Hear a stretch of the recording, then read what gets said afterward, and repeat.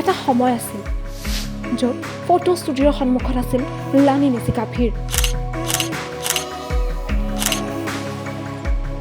এখন ফটো উঠিবলৈ অপেক্ষা কৰিছিল ঘণ্টাৰ পিছত ঘণ্টা।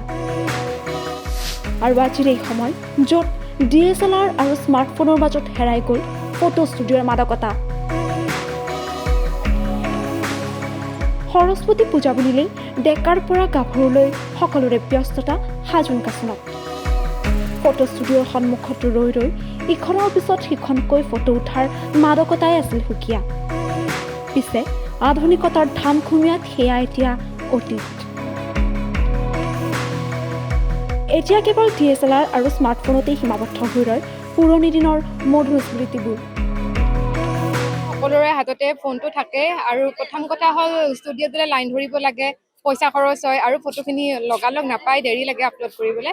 মোবাইলটো হোৱাৰ পৰা মানে এতিয়া চবৰে লগতে বন্ধু বান্ধৱীৰ লগত য'তে ইচ্ছা ত'তে ফটো উঠিব পৰা যায় আৰু নিজৰ ইচ্ছামতে আপলোডো কৰিব পৰা যায়। মোবাইলটো হাততে যিহেতু আছেই, মোবাইলটোৰ ফটোটো মাৰি আমি লগালগ চাব পাৰোঁ। ষ্টুডিঅ'তটো অকণমান সময় লাগে।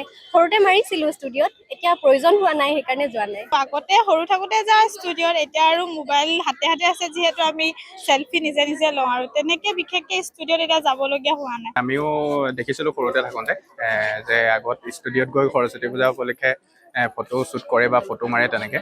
আজিকালি আপোনাৰ এণ্ড্ৰইড মোবাইল আহি গৈছে হাতত আৰু সকলোৰে, আমিও এতিয়া এণ্ড্ৰইড মোবাইল আমাৰ হাতত, সকলোৱে ধুনীয়াকৈ এণ্ড্ৰইড মোবাইলতে লগৰবোৰৰ লগত ফটো মৰা হয় আৰু এনেকৈ ষ্টুডিঅ'লৈ যোৱা নহয়। মৰিয়নিৰ পুৰণি থানা তিনিআলিৰ মনালিছা ষ্টুডিঅ'ত আজি নিমাওমাও পৰিৱেশ। ডিজিটেল যুগত এতিয়া কেৱল হুমুনিয়াহ কাঢ়িছে ফটো ষ্টুডিঅ'ৰ ফটোগ্ৰাফাৰসকলে।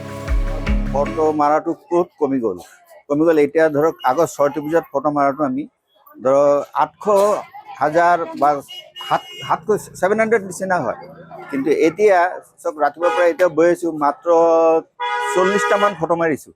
তো কিমান অন্তৰ হৈ গ'ল। এতিয়া আৰু অলপ পিছত আপোনাৰ আন্ধাৰ হ'ব, চবেই গুচি যাব আৰু ষ্টুডেণ্টবিলাক।